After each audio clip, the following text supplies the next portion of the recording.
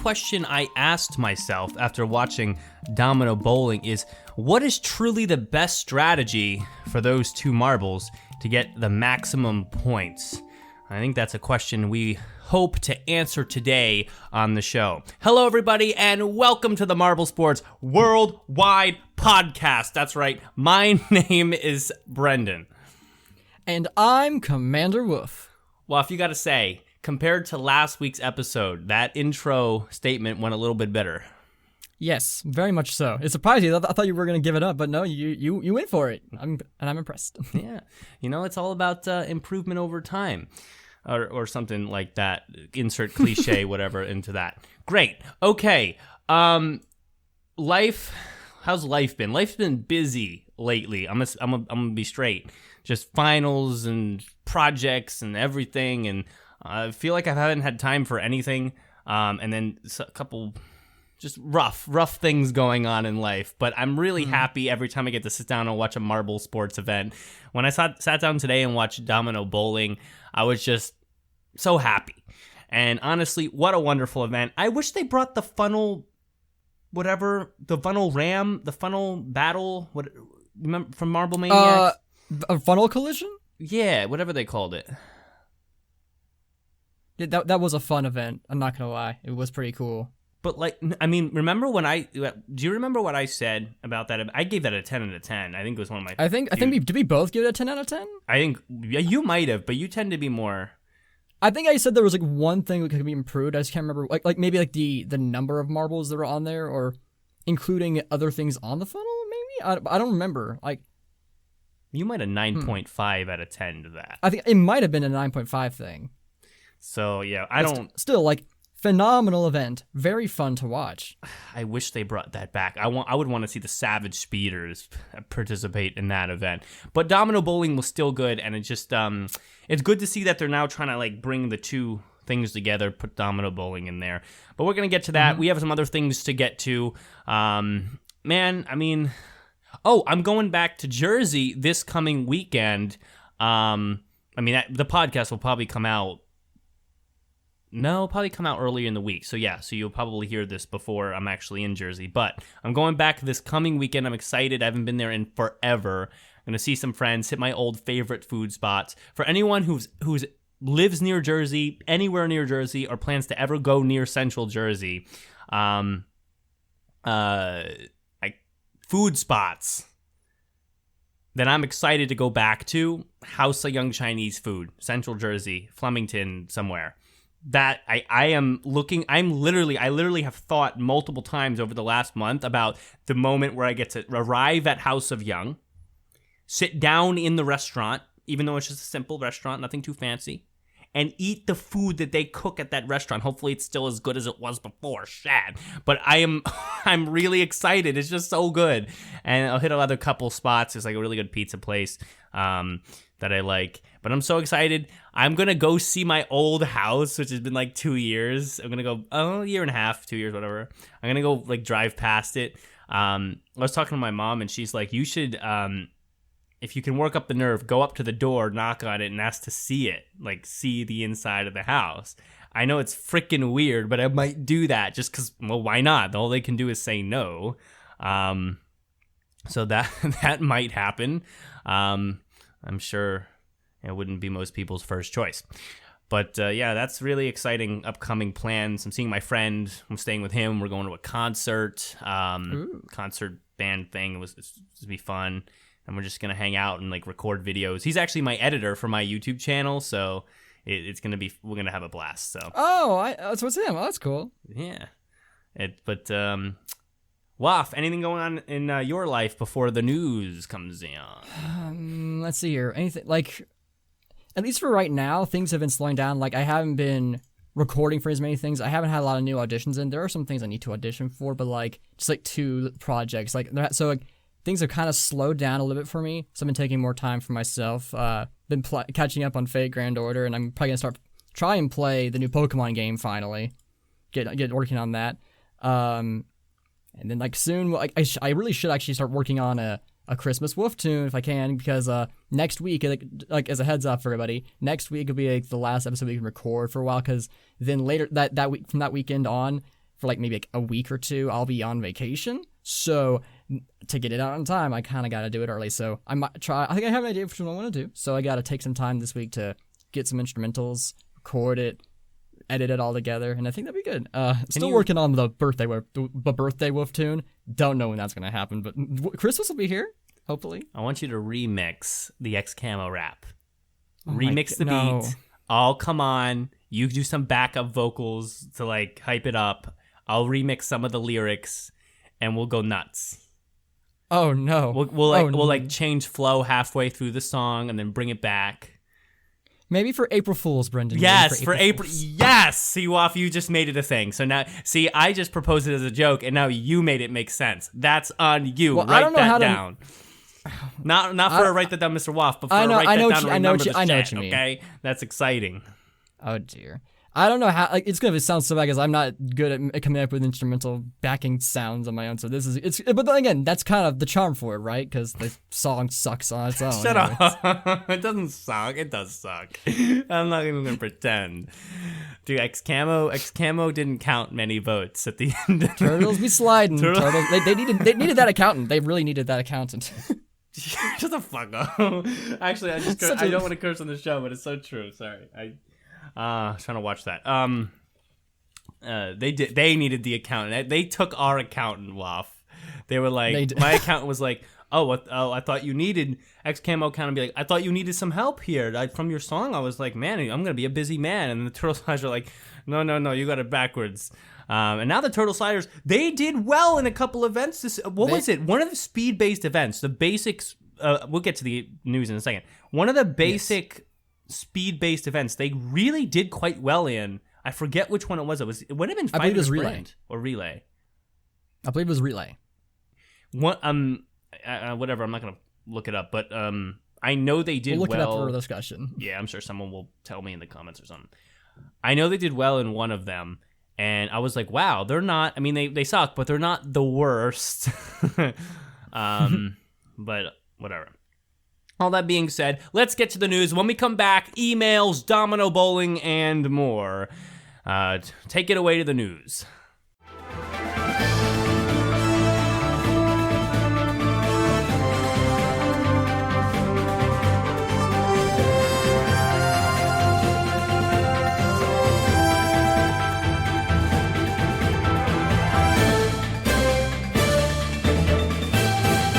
Hello, Marble Sports fans! I'm Commander Wolf here with the Marble Sports Worldwide News. It's been a while, and so much has happened that we're just going to cover what happened in this previous week to keep things simple.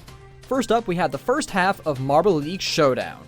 These 4 events were Swing Wave, 5-meter Sprint, Water Race, and 5-meter Relay. Showdown has been quite surprising so far, with the new and retired teams doing really well while some of the veterans are struggling. The Cobalts, the reigning 2-time Showdown champions, are currently in 16th. Meanwhile, Team Plasma is in 1st, the Blackjacks are in 2nd, the Turtle Sliders are in 3rd, and the Wolfpack are in 4th. There's still 4 more events to go, and currently Team Momo, the Snowballs, the Oceanics, and the Cobalts are at risk for relegation, so they had better pick it up if they want to make it to qualifiers next year. Next up, we have Event 12 of Marble League 2022, Domino Bowling, a less extreme version from Marble Mania X. A lot of the teams are really struggling with this event, ranging from 17 to 19 points. However, there were some truly standout performances, with the Shining Swarm getting 3rd with a brilliant recovery in the second run, the Green Ducks taking 2nd with a phenomenal run in the beginning, and then the Pinkies in 1st, who tied the Green Ducks with their first run, but then got 5 more to get a nearly perfect score for this event. We are now 3/4 of the way through Marble League 2022, and already the Balls of Chaos and Midnight Wisps can no longer win. The Pinkies are starting to make a gap between them and the rest of the competitors, but in 4 events, things can change quite rapidly. So definitely keep an eye out for this ending, because it's gonna be wild. And now to move on to some non-JMR content. We have 2 qualifiers that have recently completed. The first being the Adventure Marble League Long Jump qualifiers, and the second being the Tour de Endurance Season 3 qualifiers. Congratulations to all the teams who have managed to make it through, and we look forward to seeing you compete in the full competitions. And finally, we have the Team Quadrilla Marble League Season 3, Event 12, Elimination Race. After some intense competition, Sapphire from the Aquamarines took 1st, followed by Centauri from the Celestials in 2nd, and Bobble from the Bobble Squad in 3rd. Well, that's all for the news. Thank you for listening. I'm Commander Wolf. You are the best fans in the world. Let's kick it on back with a podcast.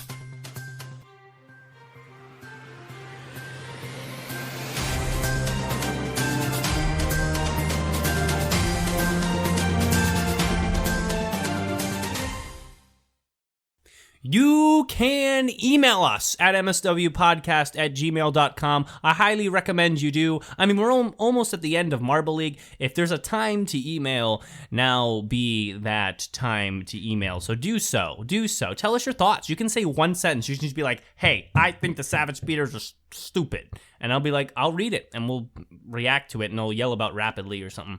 But you know how it is. We want to hear from you. We want to hear from y'all who consistently listen and just get an idea of any of your marble or life thoughts. We love to hear from you guys. So keep those emails coming, mswpodcast@gmail.com. We got a couple today. Big emails, I will say. So we're going to hit you with those. We'll react to them. We'll see what people are saying in that world of marble sports. Let's see. I just clicked Google Drive instead of Gmail. I'm dumb. Okay. Sorry. Here we go. So Richard Hinckley wrote in, and he's a shorter one here. It says block push wave format. So Richard says, I think that each team makes the first attempt before they make their second attempts, instead of the teams making all the attempts before the next group starts. I think I know what he's saying. He's saying that like each team should have done like one heat, then the next set of teams go, and then they come back to do their second attempt later instead of doing both of them back to back. Because it's like 16 heats, and then so instead of like it should be 8, and then go back and do the same 8 again, changing lanes, and not like 1 and 2 are the same team, and then 3 and 4 are the same. You mean like 8 and then 8? Yeah, I think it's to me to help space it out more.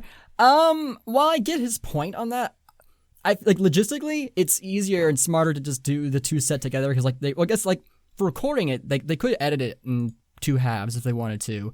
In that case, I mean it'd be kind of, I don't know, like it gives you some suspense. I will say that actually it would make you feel more suspenseful, as if you're waiting for your favorite team to come back and see if they do better. I'm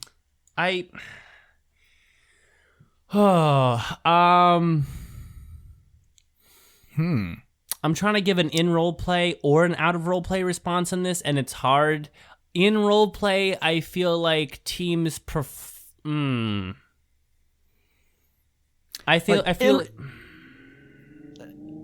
role play, a competitor might want time to rest, but also maybe they just want to get it over with too. Right. That's a tough one. I would. I think that Richard's method is better, because Richard's method allows both from the viewer perspective and the in-role play perspective a benchmark to be set that all teams get to know before they go out and compete for the second heat. That's true. You run all 8 teams, all 8 heats first with the 16 teams. By the end of that first 8, every single team knows what's the best run of all the teams. Mm-hmm. Savage Speeders maybe with the best run, or Pinkies or whatever. And then one was like, okay, we have to beat that. When you have to go first and second, you have no idea what the benchmark is, and even though you're just still trying your best, you don't know what you really got to try to beat. You don't know what you really have to be up against standings-wise, that affects mental ability. There is an incredible, sorry, Waf, but there is an incredible capacity for, again, I know, but we'll go in role play here, for athletes to be able to surmount really difficult expectations and odds when they know what the bar is, when they know what they need to hit, they know what the crazy benchmark, how crazy it might be, even is. Then there's a chance that they can mount it. If they're like, I don't even know, I know the world record's out there, I don't even know what the benchmark's gonna, then it's harder. So that for the first teams that had to go heat 1 and 2, they have no idea what everyone else is going to do, and so it's a little more difficult. Yeah, and for the logistical side, I already said it, but like just to reiterate, Yella can actually record them both back to back and then just edit them as 2s and put them separately. So like that way, it's not more of a hassle to record. That's true. Yeah. Yeah. Why would it be a hassle to record either way? Because if you already have the marbles set up and ready for that team in like this relay or like this swing wave set, for instance, you don't want to then like put them away and then come back to them later.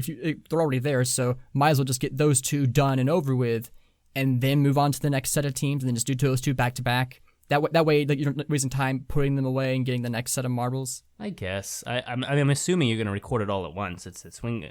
So at least swing wave and block pushing don't really take that much of a setup. Sure, but that's just kind of the idea in my head. It's like that can accumulate. It's like it's simpler, like, just, and makes the most sense to just do them since they're already there. Fair enough. I mean, so yeah, I guess there's some sense to that. Let's keep it going here. We have a revised email now from Super. Especially for block pushing. Wait, hold on. Block pushing had 4 runs. So, like, do we do 2 runs and then do another 2 later? Oh, I've actually totally forgot about it. I would. So, I don't like that. Yeah, that's messy. Yeah, that's no, messy. You wouldn't do 2 and 2. You'd do all 4. For swing wave, though, I get it. There was another event that did 16 heats. I forget which one. It wasn't block push. I'm trying to remember. Maybe not in this. No, rafting was climbing? Just 1. Climbing yes. Climbing was 16 too. Wait, why is climbing not 4? No idea. Wait, what? Climbing had 4, right? Climbing was climbing was 2. Climbing was 16 heats. Each marble, because there's only 2 lanes, so they only switched lanes. Oh, yeah. I'm sorry. So yeah, that would make it? No, yeah, he should have said climbing and wave, but I get the idea, Richard. Let's hit our other email because it's a big one. But Super Yak only writes in sparingly, so let's enjoy the email while we have it. Climbing was 4 lanes. Climbing was 4 lanes, right? No, climbing was... Oh, no, climbing was 4 lanes. Yeah. Oh. I think that there were 4 runs for that one, right? If I'm not mistaken? And they took the best 2? I think there was... Yeah. Yeah, there was 4 runs. Then what am I thinking? Yeah. I don't know, whatever. What was the other one then? Maybe it was just the one. Oh, you know what? Swing Wave was in Showdown and in the regular one, so I probably just remember 2 times of 16 heats, and it was just Swing Wave twice. That's likely. Now that I think about it. All right, here we go. Super Yak writing in says what? Very, very brief team assessment. Oh, wait, no. Is this the one he edited and sent in? I don't know. You'd have to check that. Wait. Wait. Did he edit this? Okay, this is the edited one, so I'm going to read from the one thing he updated. Okay, very, very brief team assessment. PINKIES, Galactic Speeders. This is turning into ML19 real fast with a runaway top 3 that poses legitimate threats. I think not that the top 5 are out of this. I know I'm yelling. Yeah, I know we have a lot more time for yelling, but I'm going to yell anyway. Well, he says it's turning into. It's not that at that point.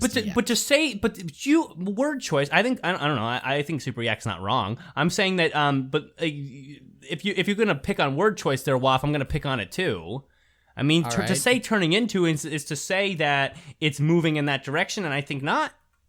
I'm trying to find points. God, the standings. Here we are. 157 on the PINKIES. Obviously, it's a big deal. Down through top 4, 5, 6, 7, 8. I'll go far as 8, which has 112 points. That is not far. That's an easy podium, 112. From 112, you get 25 points. 122, 132, 138. You get a gold from 8th place. You're in 2nd place points-wise. You're tied with 2nd place points-wise. They'll probably pick up some points, but you get the idea. So you are, and you're still 3 events left. Anyone in the top 8 has an ample opportunity to win. 4 events, actually. Aquathlon Center. Oh yeah, no, 4 events. So 4 events. So I mean, I don't know, but I think that there's a lot of chances still for some movement amongst the pack. I think obviously it's going to be hard to surmount the PINKIES, but again, the PINKIES are the PINKIES. The PINKIES could suck the last 4 events. You have no idea. So, but no, I think it could be heading in that direction if the next couple events are still galactic and speeders and PINKIE dominated. Wisps, Balls of Chaos, very, very, very bad. I agree. Chalk, severely under expectations. I agree. I was thinking this is a rising year for them, and not so. Bumblebees, way better than we expected. Yes, they were the true risers amongst with the Pinkies. Everyone else, it's the mid-pack battle special event assessment, ranking the events. Oh no, that was the next time. Yeah, mid-pack is pretty close. Mid-pack between 4th and say 12th here is like 119 to 84. I mean, those are really close over a whole mid-pack. That's a close range. So yeah, it is close there. Event assessment, ranking the events so far 11-1 in my opinion, with some brief explanation. So, I like this. So he's going to give, this is worst to best. He's ranking from the worst event in 11th place to the best event in first place. So actually this is exciting. Swing Wave at number 11. Oh, wow. Surprise, surprise. Swing Wave is not fun. I don't really like it. It's not Black Hole Funnel bad. It's not like that not at all. Nonsense. It's not surfing bad, because I like the idea, but they executed it bad. It's just not great. Swing Wave. It wasn't an event that was bad. Oh, he's saying the same thing. It wasn't an event that was bad, but it was easily the worst amongst the events so far. Simply an event that isn't as entertaining to watch. Coupled with some weird instances, halfway Pinky, and what happened there, Yellum is gone. Oh, yeah. And there, what happened there? Yellum was gone. Yeah. That also is similar to how for when Yellup fell off in Marbula That's the point. 1. That's the reference he's making. Oh, okay. So I thought That's it was like that's the line that Greg would say. I didn't know he was trying to make that. Okay, that's funny. I just know. Okay, and also the early stops for some marbles. It was whatever. Climbing, a new event that was basically Newton's Cradle without the actual cradle. If this is the only new event we get, I honestly would be somewhat disappointed. While it wasn't bad on the entertainment scale, it could be better. Maybe it's just me though. Climbing for me is, I like it because I feel like it's good to have a 2 marble event, and there's so many different ways it can be done. I see Newton's Cradle and climbing. I have 2 different ways to do the 2 marble strength based event, basically. The duo event. And the cradle's kind of gets meant to be like a galactic thing because it's science related. Right. I'm just hoping that we keep the theme and have a lot of 2-player events over the course. Duos are fun. Duos are interesting. Like just a different variation on the 2-player event each year is what I'm trying to say. You know what I mean? Yeah. I get you. Balancing in 9th. Significantly better than last year. Still not a bad event. Just not as good as the others. Here's the deal. Balancing is interesting. And interesting you put it down in 9th. I wouldn't put it down in 9th. I'd put it more probably in my top 5. But balancing is far and away, and we talked about this, the hardest event in Marble League. There is no harder event in Marble League. I really, really, really challenge you to argue that there is a harder event in Marble League. MSW Podcast I guess surfing, at gmail.com. But surfing's just a broken event. Surfing's just broken. Surfing is just unplanned. We're talking about an event that is very well structured, and marbles, like you get even 2 marbles to the end now, people freak out. Like marbles can't handle it. It's too hard. So that can be tough to watch sometimes, but it's I don't know if I put it at 9, but it's just it's hard.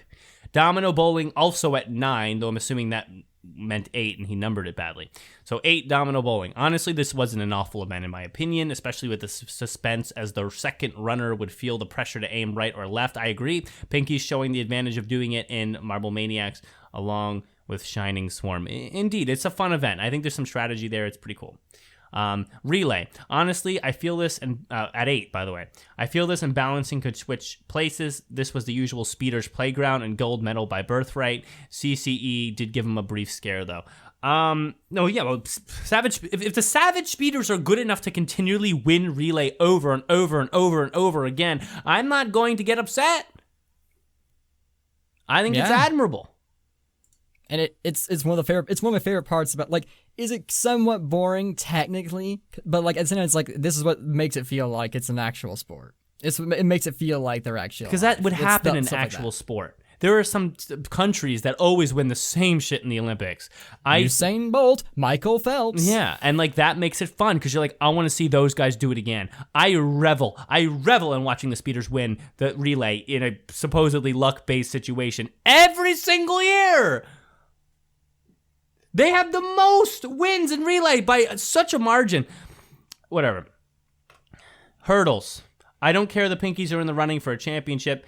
Any event they win tends to be on the good side entertainment-wise. I think the marbles worked out the kinks from last year and came into this year stronger, providing more effort to do good rather than effort to figure out how the heck this works. I'm okay with hurdles. I'd probably put hurdles lower than relay, domino bowling, and balancing. I like the first thing I said when there was when we talked hurdles back in like the first few podcasts was I wish they had actual hurdles instead of the little pendulums, and so they fixed that, and so I had to give credit to that when it first happened. I think in the grand scheme of things, I find other events more entertaining, but I don't hate hurdles. Yeah, that's true. Block pushing, number 6. Ever since they transitioned into the smaller blocks in 2021, something has just felt off in regards to this event. In other news, Midnight Wisps didn't win. Well, did you expect them to? But the record they're actually good. They are traditionally very good at block pushing. Yeah, they suck right now. But the record pushes make for interesting dissections. Dissections? Yeah. Dissections, sure. Okay. Have you never heard of that before? Like you're dissecting like what happened, like we dissect like the little bits and pieces that led to their run being as good as it was. Yeah, I've used that terminology before. I just think it sounds weird in a sentence. All right. I don't know. Block pushing to me is a fun event. It's not as good as I don't know. I would shift that more down towards 8 or 9, honestly, with hurdles. Like, I wonder. Like, part of me feels like maybe like I don't know which one I prefer more anymore. Like, it was weird when they changed the blocks because they had to basically reset the record. Yeah, like as long as they keep it consistent, I'm fine. Maybe it is more fair if they use those old blocks that they made because like since they're factory manufactured, they would probably be more uniform. Whereas these are like wooden blocks that probably would wear a lot easier and have minor imperfections that change them. But they also all did run on each lane as well. So, like, each marble got a chance to do it. Although that one time, Balls of Chaos got hung up on the lane, just randomly, they just suddenly got stuck and, like, lost all their momentum and then started rolling again in the middle of the lane. Like, there was something off there, but... Number 5, triathlon. Not as good as past years, in my opinion. The track on the hill rubs me the wrong way in regard to the marbles, constantly listing, good word, to the one side of the track, but still an entertaining event nonetheless. I do like that they gave actual sand rally part as opposed to a short flat section in 2020 there, and a short curvy section in the 2021 year. I don't know why I did that. That's what I do now. I haven't done that voice in a minute on the show. I got to bring it back every once in a while. That's what I was doing. Triathlon. I liked it. I actually made good comments about this. I know I think it's the best triathlon we've had. I think that I loved how fast the Marbula 1 track was. I liked the length of the sand rally track and the choice for design. I think the water track, while it could be so much better, it was enough to really make it a good section of the race. Of course, my ideal triathlon is like 3 minutes long with a 30-second water section and a 2.5-minute split Marbula 1 sand section. But that's just because they only run about 3 races for the whole event, and triathlon feels more like a thlon when it's longer. You know what I'm saying? Just like a marathon or a whatever. When there's just like a thon or a thlon in like human things, it's like it's not just a lot of things, but it takes a long time. You have to have a lot of endurance, and I feel like endurance is not an aspect in triathlon right now. You know what? This is used to be thinking of something really interesting and possibly really fun. So like, if triathlon had much wider tracks, so that way running all 16 of them was more feasible, and it was all actually a lot longer. Like maybe it's like its own special event, not even part of Marbly, like just its own separate thing. Maybe a 20-minute event where like you see the marbles progressing across these different track sets, like going there's like a substantial track section, then sand section, and then finally a water section with more than just a straightaway, but like actually like turns and stuff. That would be very cool. Like that'd be too long for a Marble League event. That would be too long for a Marble League event, I would say. But as its own standalone competition, I think that would actually be very fun, because that's what marathons are. It's everyone racing all at the same time in a long, extended version of all these different environments and finishing at the very end. And I think that'd be very interesting. Either make it a 20-minute long race somehow, that seems impossible, or make it like 2 to 3 minutes long and do it like elimination style or something. Because then it's an ordeal. It would be a 30-minute ordeal, and I think it would be fun. And also, elimination style is fun. Also, I'm realizing that elimination race is not in this season of Marble League, which does dock it about 0.5 points because I like it. Also, I would love if elimination race was an event 16 one of these years, but it was broadened. So instead of just the normal elimination race with the honeycomb things, it had like this very long track that like was like 1 minute per race, and so the whole elimination built up on these long races each time. One marble gone, and then marbles that still have a chance bending on standings. You like see all the standings things kind of coming together minute by minute at the end. That'd be even more suspenseful than just the Marbula one track, though that's going to be fun too. Number 4, funnels. Really? Yes, of course. Funnels would be number 1 for me this year, probably, besides Collision, which we're getting to. Funnels, surprisingly well-balanced combo. Wait, I just realized this guy rated Domino Bowling, but said he was doing top 11, so I guess we're not on 4. Well, because that was the old one? Like, I think he edited it so he forgot to change some of the words. He just put Domino Bowling also at... Okay, so Swing Wave would have been 12. Yes. 11 climbing. 10 balancing, 9 domino bowling, 8 relay, 7, 6, 5, and then funnels. Still 4. Surprisingly well-balanced combo of small to big funnels that worked out well and provided some decent entertainment to watch. Agreed. I think it turned out really well. I liked it a lot. Rafting. Not a bad returning event. Balls of Chaos, only what Balls of Chaos could do and got stuck. Wisps defend their podium, though. They are stuck. Here comes the Racers, and they are stuck, too. They fixed it 5 stoppages in a row. Annoyed me a little, but it was still very entertaining. I think 5 stoppages in a row, when now looking back at the grand scheme of things, is equivalent to the same type of, like, you flip a coin 50-50, but sometimes you get 5 heads in a row, and I think I really like that aspect of it. It's like, it's very unpredictable, and it's hard to be good at rafting in this year, and you can get stuck in everything. I think it was done well. Rafting 3, Water Race 2, a return from 2016 that did not disappoint. A lead battle between Rima and Clementon. We analyzed that, provided an entertaining race to finish the line. I loved it. I would have put that high too. Sprint, for some reason, Sprint's number 1 there. An all-star final with action-packed first round bodes well for the event, ratcheting up the tension each time. Any unbiased team who wants to see the best should watch this event. Literally anyone among the 4 could have won gold simply by looking at the lineup. You bet. You run that 10 times, you get 10 different winners, even though there's only 4 racers. Okay. Also, the yellow best sprinter, 3 gold. 3 golds now in sprint? Wow. I did not know that. Yeah, so honestly, I think sprint was great. I probably would have put funnels a little higher, rafting above sprint, but it was all good. Super Yak also has the other half of the email, Showdown thoughts. So let's push through these because I want to get to Domino Bowling. But I also wanted to, again, appreciate this email. So, Showdown thoughts. Copied and pasted from the JMR spoilers chat, which apparently, I don't know why he told me that. Team Plasma hit 71 points in 4 events. I know. I can't wait to talk about that later. A crazy point total. Here's what the stands overall I could find. Savage Speeders. Wait, what? Here's what where that stands overall that I could find. 71 points in 4 events. So Team Plasma is tied for 8th with the amount of a point scored over the course of 4 events. That's such a crazy stat. Apparently, of course, the Savage Speeders did the best, scoring 77 points over 4 events in 2020, event 9 to 12, Mogul Street Relay. They had 3rd place, 2 Savage Speeders from 2017. They had 7th place, 2 from 2017. That's so funny. Green Ducks in there. Rangers had 2nd place in that.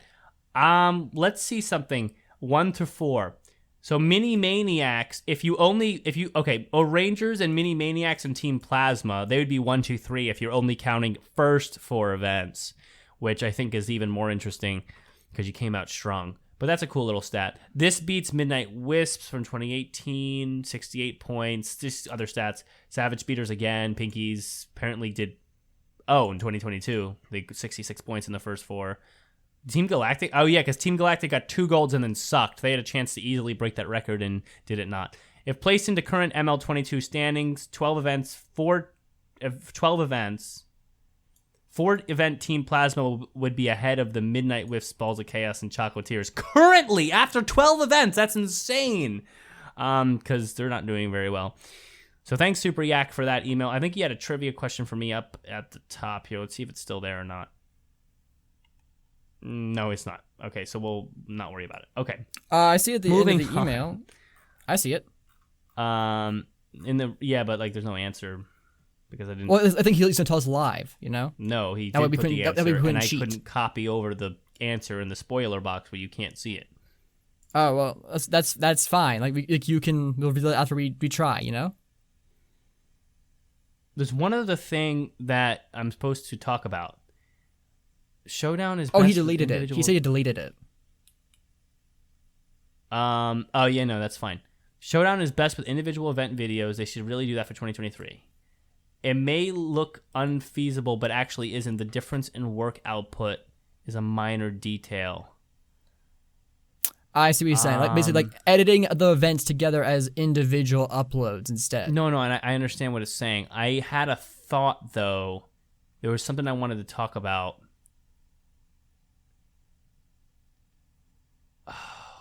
What did I want to say? I think it makes sense. I think they should stretch. I mean, there's no rush on Showdown, right? True.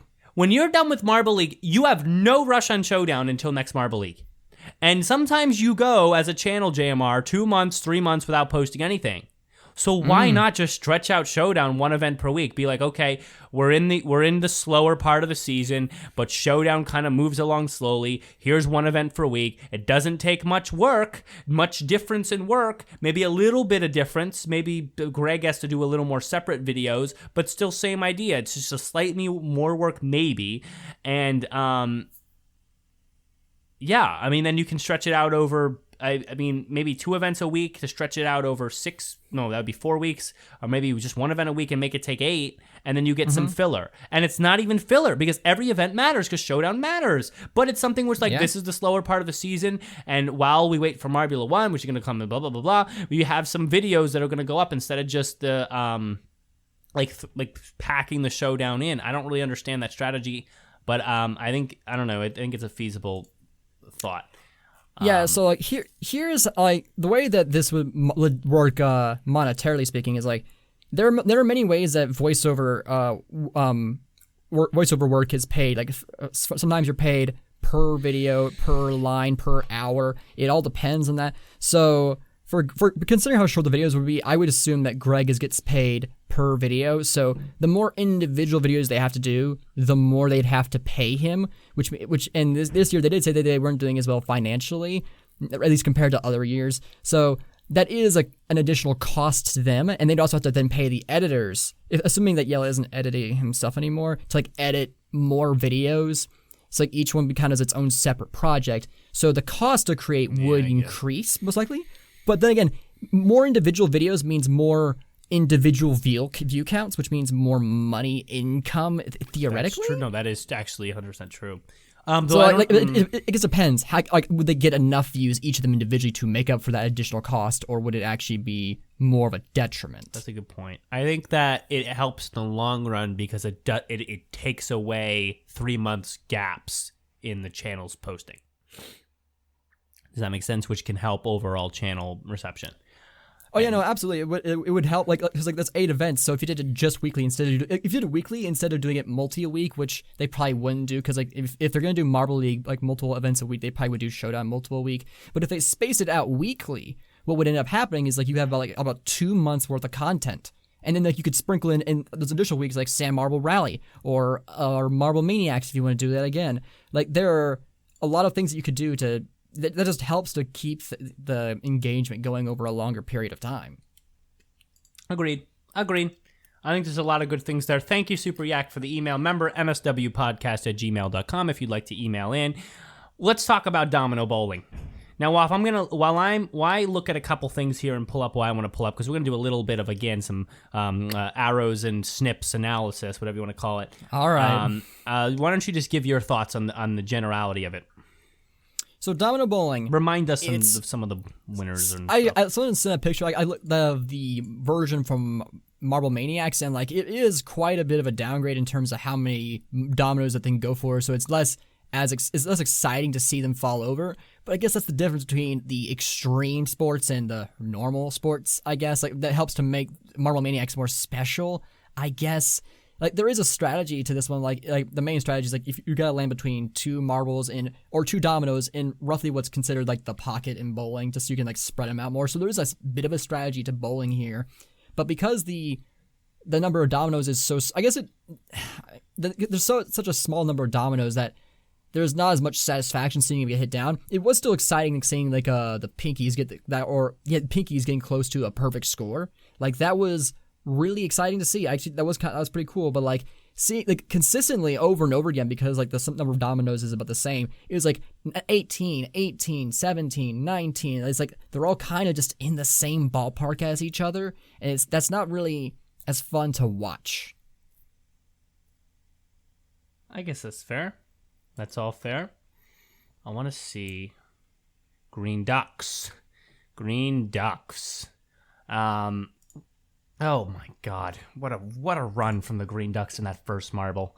So let's look at the Green Ducks. Yeah. Well, you did point out something cool. Like Pinkies and the Shining Swarm did the best, and like that like kind of makes sense because like they did it in Marble Maniacs. So it's like it kind of adds to that role play of like yeah they have experience, so they did the best. I kind of like that. That's cool. Wait, Shining Swarm ended up with more points than the Green Ducks. I guess they just had two better like by themselves pushes. Mm-hmm.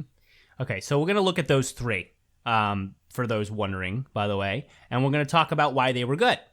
Because Domino Bowling, I think a good question is what is a good strategy? Okay, and I could also dwell on the ones who did the worst and talk about why they were bad, but I think we can imply for ourselves quickly what would be bad if we can understand what would be good. So let's look at the Green Ducks.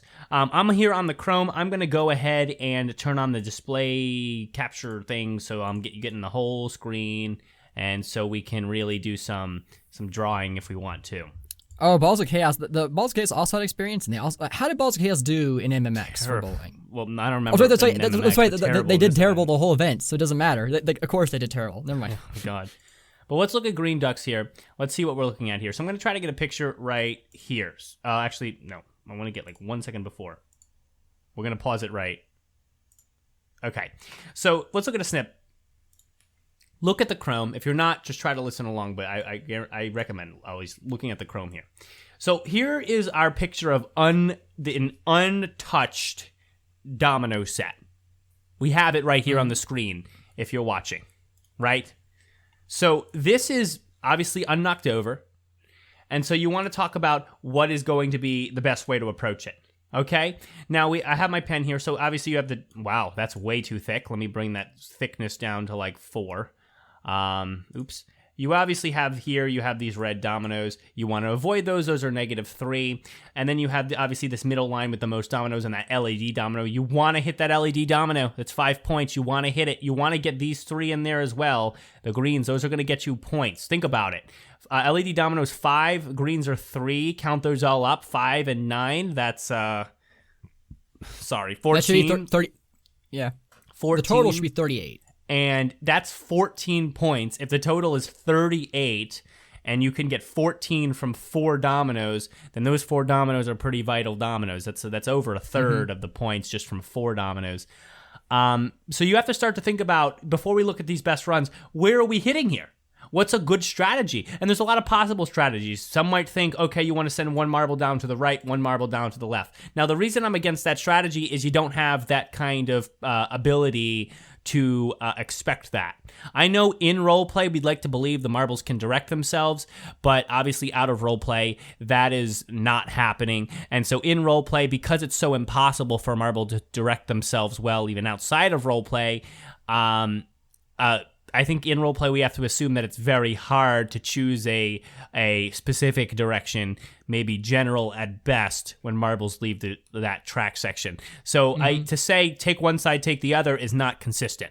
So I don't think you can just roll with that strategy. Another strategy is right down the center, send one to try to hit that LED, and then try to send one to the side that has not been knocked over as much. So if you send one down the center and then you get a couple extra dominoes, say on the right, you're going to send the other one to the left. Now that is a little more likely because you still leave some center lines, because a marble is also as inconsistently going to struggle to always be in the center line than be able to direct itself either left or right by choice. So you want to leave, most often you want to leave one line right off center, top or bottom, because those are still very likely to be hit.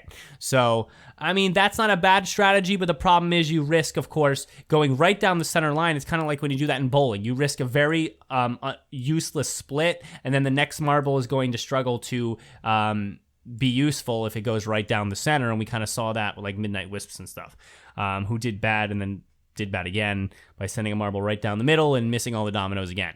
So those are strategies that seem viable but aren't necessarily the best. Obviously, strategies that are even dumber is like trying to hit the outside. Like, why would you do that? You're not going to want to be there the reds or any of the outside points. But those two strategies, not the best, even though they're not terrible. So let's look at what the Green Ducks did in their run. And we'll slow this down a little bit and talk here. So Green Ducks, look at where they hit here. And I have this picture coming up where they've already knocked over the dominoes, but we can still get the idea. They hit the dominoes right here. Right in the middle between the middle line and the line on the right. Now, that's a really, really good strike if you can get it. Because what that does is it hits two lines of dominoes, the two biggest lines, and you're going to send both of them tumbling downwards. But it's not... And especially in a diagonal pattern means actually going to splay outwards instead of just going all the way back. Couldn't have said it better myself. That's exactly where I was going. Thank you, Waf. I appreciate that. Exactly. You're not just sending them straight back. If you hit this middle line, if you go straight down the middle, where do the dominoes go? Straight to the back. If you hit something head on, right in the middle head on, it goes straight. That's just physics. It's not even physics. You don't have to know any physics to know that. If you hit something on the side, it goes backwards, but it has a component diagonal. So you get more direction. You get that direction to the left. And then you hit another domino and you hit it on its other side, then you get a direction right. So instead of one straight back run, you hit two dominoes, and now you have dominoes falling in the leftward direction, falling in the rightward direction. You're covering a lot more surface area of dominoes, if you want to call it. So that's your best place to hit, right between that second file and the middle file. Green Ducks did that well. All right, what happened next? We'll try to fast forward a little bit because I know it's going slow. We just still have Showdown to talk about. No, we'll get there. We'll get there. Showdown I don't really like to dwell on as much as the regular events because, well, it's Showdown. But we'll cover that shortly. So, see, the problem here with the Green Ducks is that they did not... I mean, I don't even know if I can call this a problem. If you knock down 29 points in one hit, you're kind of fine. It's just that they didn't get lucky enough to direct themselves sideways well. And look at this gap in the middle. I mean, they took everything out, basically. Everything but blues and one yellow were out. So you really can't complain about them here. Yeah, so something I was thinking about just now is like the fact that like if those two red marbles were just replaced with dominoes replaced with two blue ones, then the total score would be a much nicer even 40 instead of 38. And then for like the negative, you could just put gutters on the side for them to fall into, or just like a gap where they fall off of the lane, you know? Yeah, so like I guess so like if you fall off the lane, it's -3 as opposed to hitting the I guess. I don't... It's just weird that like 38. 38 is such a weird number. I don't even remember what Marble Maniacs was because there's a lot more dominoes, but like I think I calculated too. It was like it was a strange number too. It wasn't even. I'm trying to find the Pinkies here. I'm trying to find the Shining Swarm because I know they did well too. So let's look at the Pinkies while we're here with the Pinkies, and then we'll look at the Shining Swarm. Here. So let's look at the pinkies. 29. What do the pinkies do? I think it's roughly the same thing. Roughly the if I'm not same, but mistaken. let's see it. Let's just see it because we're trying to establish a pattern here. Since we haven't been able to analyze this event that much. So pinkies came down, and where did they strike? Let's pause. Yeah, I believe it. Oh, it's not exactly the same spot. No, it's not. So yeah, they hit. But then when they hit that first domino, they then went in between those two there, and so it then still splayed outward. Let's look at this. So They hit at an angle. this is your long file. God, I hate drawing with the mouse. I wish I had like a touchscreen. This is your long file here. This is your secondary file. This is your tertiary file. Green ducks hit between the long file and the secondary file. Great. You splayed dominoes out on either side. You covered some points. Pinkies hit here between the secondary and the tertiary file. Now, you might be like, why the hell did that work? Because those are two different spots. But it worked because it still did a left-right splay. Look at this. Right, because they didn't hit it head on. They hit it like on the rightmost side of it, so it still went angle-wise and then directed the pinkies into the middle of the next set behind it. Right, yeah. So, yeah, the pinkies marble kind of hit just on the right of this secondary file, so they kind of were deflected. The secondary file shifted leftwards, and then the pinkies ran into the tertiary file and sent that rightwards. Now, here's the deal. Now, they got lucky. Do I think the green ducks had a better first strike? Yes. Why? Because you risk hitting, when you hit this between second and third, you risk hitting this red domino. True. But I will say it's still a good hit. Why? Because you still don't suffer that much. You go left, you go right. The yellow, the green, the LED dominoes, they're towards the back in the grand scheme of the triangle. They're the most important dominoes. And even hitting between second and third files, you still have enough angle to knock the yellow-green LED ones over. You see the pinkies just missed this big blue section here. That's all. I would... Go ahead. I would say I think the figure out the perfect place to do it. If the pinkies did exactly what they just did, but on the head domino instead, I think that would have gotten them the most points possible. Well, they got 29 in the first strike, exactly equal to the green ducks in their first strike. Right. I want to say one thing. I want to throw this out there as a devil's advocate. You might even be able to think here that the pinkies had a better first strike than the green ducks, or at least an equal par one. Green ducks, great first strike, and very unlikely to knock over a red domino. Pinkies, more likely to knock over a red domino, but look at what you're leaving for your next marble. Green ducks, look down here. This is your triangle. Green ducks left this space and this space for their second marble, and so the marble went right through. Right. Pinkies left all of this. They picked up 29 points, the same as the green ducks, and look at what they left for their partner, and then like a couple over here. This whole left side is more points as opposed to splitting it down the middle. Mm-hmm. I think that there's some validity to that. So the pinkies, you'll notice here a slightly different strategy, a slightly different outcome, but still a similar points haul. Let's look at what the second marble did. This is going to be good. Let's get there. 29, got it. Okay, stop showing it again. Second marble, boom, where do we hit? Boom, look at that, wonderful. I'm just going to use the same picture. Look at this. Second marble hits right here.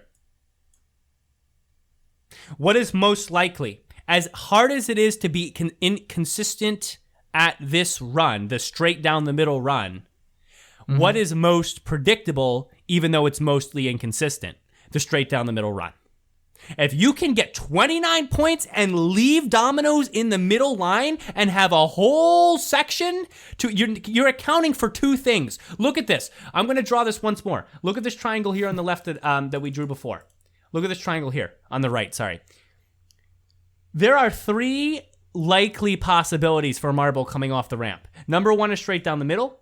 Number two is just a little bit left, and number two is right. It is actually most unlikely that a marble hits the far right or far left. As weird as that sounds, it actually is very unlikely. A couple of marbles that did this just got really lucky or bad jumps. You're going to hit the middle section on the left, the middle section on the right, or just directly down the middle. Those are your three most likely. If you play the green duck strat, look at what you're leaving. You're leaving this section of dominoes, this section of dominoes. You're leaving the three most likely lines are left completely empty. So it's hard for the second marble to be good. Look at what the Pinkies did. They hit 29 points. They got all their shit down here. And they left this open for more dominoes to go down. So what? So the most likely lines, which are these three, two of them yield points. This top line and this middle line. And what happened? The Pinkies went right down here, straight down the middle, likely line, hit the middle, and knocked over like 2, 3 more, maybe even 4, picked up a few more points. Do you see that? Yeah, no, that makes sense. Like, it's that's just the nature of like this bowling, since like they can't like some of the marbles do like of course they're not perfectly spherical, especially with how much they've run over the years. So some of them will actually have a curve to them, but for the most part, yeah, like you really do need to get that to kind of split them in half and half. Unless of course you're just an absolute legend and you can get them all in one go. Yeah, I know. I'd love to see that one day, but if you get them all in one go, you suffer because of the red ones. Imagine. Well, then they just gotta go down the middle because it'd be almost impossible to hit the red ones. Yeah. I'd love to see it. But see, so that's what the Pinkies did. Maybe a better strategy, maybe a riskier one, but with a higher or easier payoff for that skip marble, that secondary marble. Absolutely. Let's look at Shining Swarm, and that should be good. Where is Shining Swarm in this video? I forget. I'm trying to find them. For the love of God. I can't remember. They're like towards the end. Because they did... Towards the end, yeah. However they structured it. Thanks, Yak. Shining Swarm third. Wait, where? Give me Swarm. Second or third from the end, or he says. Oh, here's Swarm. Okay. I want Swarm. Is this the second marble? Okay. Let's see what the Swarm did here, because the Swarm had a completely different outcome. Come on. They started out with one of the worst first rolls of everyone, but then they recovered with one of the best the best second run. Just because they had more up than most. This is nice though, because then we'll get to see what bad rolling looks like. So, Shining Swarm come down, looking fine, and we see a strike here. I'm actually gonna let it play through, and like obvious. Wow, I just highlighted everything. Obviously, you can see why this is bad. I don't even really need to draw a snip on this, but we'll do it anyway. You see why this is bad. Some time? You're way over here on the left side. You can't be there. You're only hitting blue dominoes. You're not creating a split path. He was still close on that third line, but the only way you're going to be able to stay off center and be successful is that if you're splitting that second and third line. This line here, and of course the third one. He didn't do that. Terrible run. Not really much to say about that besides bad start. However, this is a lesson in utilizing both marbles. You're not out of it with one bad run. You ever be in bowling and you bowl and you hit like 2... Oh yeah, you own a bowling alley. I always forget. I don't. You roll your first ball and you just had a bad throw, and you hit maybe 2 or 3 pins down. But you leave it, and I'm gonna draw the triangle here. You leave it's 2 or 3 pins on like one side, so you leave like a bunch, this whole grouping of pins here all together on like the middle and left, say. When you get the second ball, because all these pins are grouped, and you don't have to worry about this right side anymore, a spare is not the most impossible thing, because you have this whole grouping you can just smash through and at least hit a bunch of them. You're not out of it if your first marble really doesn't do a good job. I would say the worst first marble throw would be one where it misses completely and hits a red domino, because then you're really docking points, or one where you actually somehow take out all of like a second line and then leave everything else standing somehow, because it's better to take out a full side and then leave a whole opportunity to knock over a bunch of them for the second marble than take out like a line right through the middle but hit nothing else somehow. So the Shining, especially since you can't. It would be harder for it to transition to the other marbles on the other side, or dominoes that are left on the other side. I agree. So obviously a terrible start, but it's not insurmountable. So let's look at what they do next, and this is going to be good. So we'll see the second marble come down here. Hopefully, it looked like it skipped off to the right as much as it could, so it did try to take a good line. And again, what do we see here now? Ooh, this is an interesting beautiful one. Beautiful. Oh yeah, they did exactly what I was saying. roughly, almost. Like they almost got it perfect. Interesting. Like they hit the head domino a little bit off center, so that way it would fly off into an angle, sort of, and then they would go into the middle between the two to the left of it. They didn't do it perfectly because it didn't like fly out in a nice V shape like it does in bowling, but like they had the right idea. They were they almost had a perfect go there, especially since like that doing it in the left there actually probably was the better. Was it? It might have been the better. It choice would have been like, better. I'll say this. I actually thought Shining Swarm got like third or something. So I guess I'm just. They did. Yeah, they did. This is position 4. They got third. They tie and then broke tie, I think. Because Crazy Cat's Eyes also had 26, but I think because they got 21 in the second push, yes, they won in the tiebreaker. Look at this, though. This is a wonderful, wonderful lesson in making a comeback in this event. Wonderful lesson. Listen, the best line's here. Oh, it was broken by who had like number of RGB domino, then number of green, yellow, blue, and red. Yeah, and the Shining Swarm was, so they got third. The best line's obviously here. Obviously, your best line is hitting between the middle line and this one on the right because you're giving the most chance. You're getting dominoes over here now and over here. Yeah. Obviously, because of what the Shining Swarm did, you left dominoes over here. But what did the Shining Swarm do? They saw this middle file. They saw this file on the left, and they split them. Well done. If you split a file, if you split the middle and secondary file at any point during your run, even if your first run netted you negative 70 points, you're going to pick up a lot of points. And they did. And they podiumed in an event they started with 5 points in. Yeah. I think that's very, they kept their cool. I think a lot of teams will panic when they only pick up a few on the first hit, saying like, oh my God, I don't know. But no, all you have to do is get that one push. Because look at it in reverse. The teams that got 29 in their first run, they got 3-4 points at best in their second. You only need one marble to podium in this event. Both of your marbles should be like, oh, this is an individual event. Basically, I just need to make sure I get as close to splitting a couple lines as I can. And then you have so many options. You don't have to just split the two in the middle. You see the Pinkies split the tertiary and the secondary and still did well. They, instead of splitting these two, they split these two. And so you have 1, 2, 3, 4 places you could split and pick up a ton of points. And you have 2 marbles to do it. Honestly, any marble who goes into this with the right strategy, it should be not that hard to place at least top half. A little bit of unluck might keep you from the podium, like maybe you'll hit a red domino, maybe whatever. But yes, I'm glad that we took a second to look through that. Domino Bowling, there's your strategy. We'll have to talk about Showdown. Showdown, all right. So we had some interesting performances. Team Plasma is the biggest one of all. Like they came out and they really did fantastic. Turtle Slider surprised with 5-meter relay with first. That was like wow, that was crazy. Some marbles that are not like Cobalts, for instance, though, like they are reigning back-to-back champions of Showdown have really tanked, and it's kind of sad to see. It's real sad.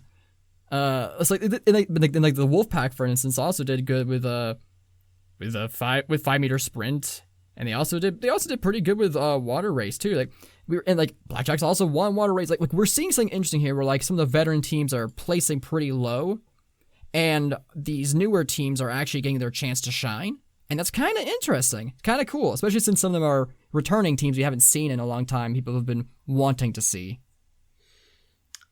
It was quite a showdown, and we'll talk about fantasy in a moment. Also, there was a new record. Mo has the record for that, 5. I freaked out on that for 5-meter sprint, which was freaking bananas. Bananas. And does Momomo usually race that event? That's what I should have looked that up before we got on the show. Let me go check that because I don't remember Momomo having any major accolades. Mo. I'm going to make a point here. I want everyone to listen to me. I know you guys are listening anyway. That's why you're here. Oh, before I make this point, Domino Bowling, we didn't do a rating out of 10. For me, I enjoyed the event. I'll give it an 8 out of 10. I think it's fun.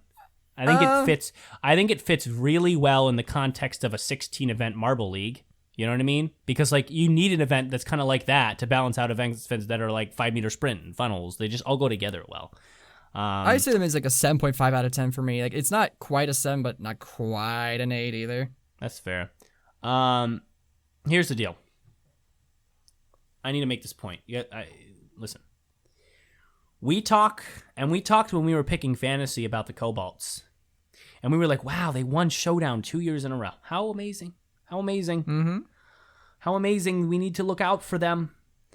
And I even folded and said, okay, I'll put them at a ×2 because I think they'll at least put up some points because they won twice in a row. Let's learn something from the current standings. Please. Let's please learn something.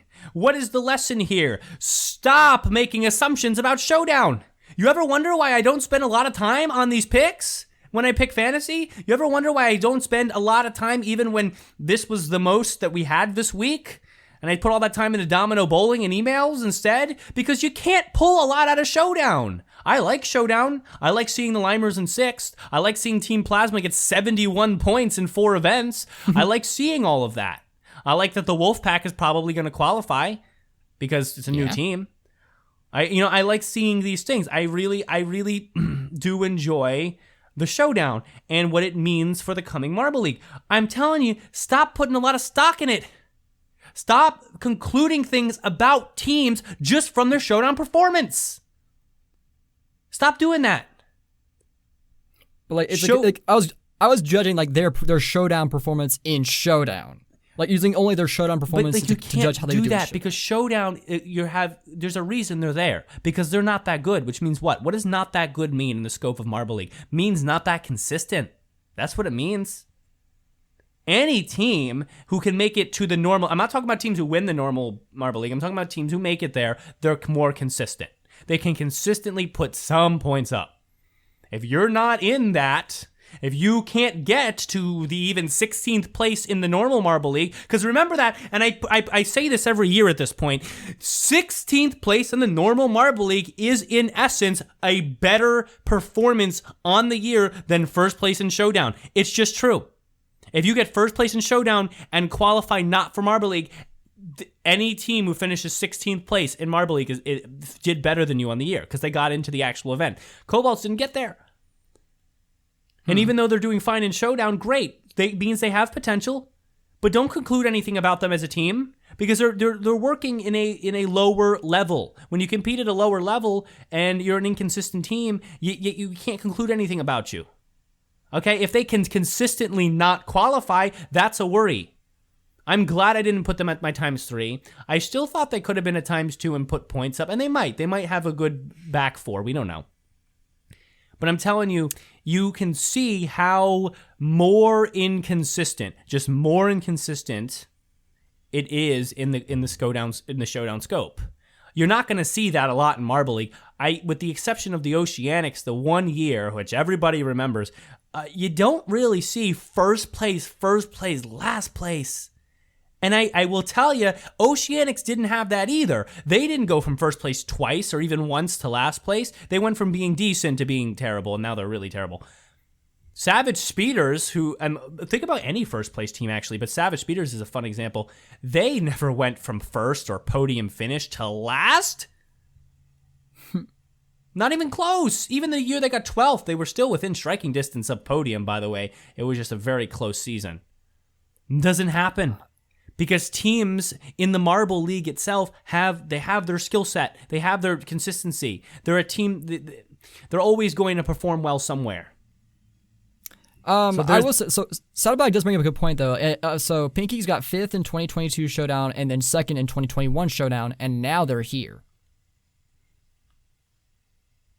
Okay. So like there is some amount of trend in some instances. What? What's the trend? Well, like you said that you like judging a Marble's ability based on their Showdown performance. Like Pinkies were doing consistently well in Showdown the past 2 years, and now they're on track to winning Marble League. Well, I'm saying you cannot judge a Marble's performance solely on their Showdown performance. What I'm saying is if you are amazing in Showdown and consistently cannot qualify not for the regular Marble League, then stop talking. Stop being talked about. People and you proposed Cobalt as a ×3 pick by far because they won 2 previous Showdowns. We didn't say anything about the Pinkies until they started doing well. Where did they start doing well? The regular Marble League. Now we talk about the Pinkies. Now we'll talk about the Pinkies. And now we can talk Sure. about the Pinkies as a viable pick for next year's fantasy. Would I have done that based on a first place or second place in Showdown? No. And did I? No. No, I didn't. I didn't even mention them. Pinkies, whatever. Yeah, great. Showdown. Maybe they have some potential. Maybe they have some potential. And they proved they did by making it into Marble League and then killing it. Even just making it, though, would have been cool. Cobalt proved that they maybe don't have as much potential as we thought because they didn't make it. So I'm not going to say to the Cobalt, hey, wow, you're a team to bank on. No, but I might say that to the Pinkies because they proved that. They got past the Showdown stage and showed that. So I think there's a difference there. Other than that, obviously Plasma I'm very excited about. We don't know much about them. They were my dark horse pick in fantasy. So cool. Otherwise, I mean, there's some disappointments. Snowballs, Oceanics, Momo, disappointments right now. They're still have a chance. They only need top 8, but we'll see. I'm happy to see the Limers are holding their own. They have a bronze. Great. I'm hoping the Purple Rockets don't make it. I don't really like them, but we'll see. What do you need to be top 8 to move on, right? It's the bottom 4 who don't make it, if I'm not mistaken, right? Or what's actually the whole like so it might have been the bottom 8 because normally it's just the top 8 that make it. So the ones who auto qualify each year are the podium and the hosts. If the hosts are normally not the podium finishers. I mean, actually, however has been. So there's 4 marbles make it from the main league, so that leaves 12 there. So then for qualifiers, you need 16. So I guess or how many? 12, or would it be 8?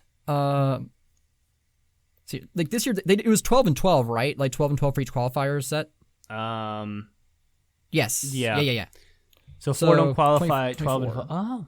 Maybe. So 12 more. So yeah, 12 from here. So yeah, the bottom 4. Oh, right. Because it was usually the top 8, but then they said, for this year, we're going to actually include all 12 from the Showdown and then add 4 more teams. Okay, yeah. So it's just bottom 4. So, I mean, there's still a lot of chance, I guess, to qualify, even for the Cobalts, because all they have to do is go from 15 points to 24 right now and do better than the Solar Flares. So, come on.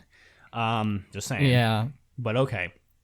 So I was looking at that stat for Momo. So they only started doing 5-meter sprint since 2020. Qualifiers, they got 11th. In the actual competition, they got 14th. But in the main tournament last year, they got 2nd in the So Momo is now showing a trend of learning from their mistakes and doing really well in sprint, which is good. I wish Team Momo would have more than 23 points, but I'm glad to see that they can break a record in sprint and not even get out of show. That would be so funny if they broke the literal Savage Speeder Crazy Cat's Eye built record in 5-meter sprint, the basic staple of Marble League, and couldn't even get out of the bottom 4 of Showdown. But I will let it be. We'll talk about prospects for the coming year when Showdown ends and who's really looking like they're going to be a big deal. Obviously, Plasma looking like a big deal. But let's run through our fantasy real quick before we wrap up. So, in the world of this is the normal fantasy. I believe I'm about 76 still. 76 with my normal team. This is just the primary teams. 893 points. Not terrible, about 900 points. The top amount of points is 1,064. And even down just a few places, you're already at 1,000. So I'm not actually that far. I'm only about 120 points from being in the top 10. So it's very possible if I get a couple good Raspberry Racer looks, we'll see how it goes. But right now, Phoenix killing it. Phoenix is doing amazing. Good job, Phoenix. Doing awesome. I'm in 204th with 145 points. Wow. The number of competitors, I think, is 280 something, if not mistaken. So it's not the worst thing. I'm almost in the top 2/3, but 240. Okay, but it's not very good. Individuals though, I'm doing very well. Surprisingly. I will say though, if you add the non-primary teams, my Marble Gut team is still in 6th. Which, again, something we will revisit at the end of the season when we talk about maybe the better way to make picks. My regular team that's a fun experiment you did, and I'm really glad you did that. That's such a fun one. I'm really happy to discuss that for an episode. My primary team drops to 101 if we put all teams in, and my Marble Glaciers is at 104, which is really funny. So my research team, primary team, and the team as if I just inserted the Gliding Glaciers as opposed to I don't know, I think I took out like Mellow Yellow or something, about the same. So which is quite actually 1 point difference right now, which is really funny. Great. So then let's talk about individual.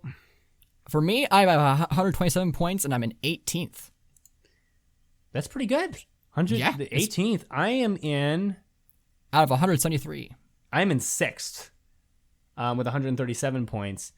Quite good. I think it's because of my Rapidly and Wizzy pick. They've been doing well when they needed to. Pinky's also very well, and that's like some Pinky Rosa stuff in there because I have her in there and she was cheap. So there's a chance I could win the singular, which would be so cool. But we'll see how it works out. Showdown wise, which I'm excited to take a look at.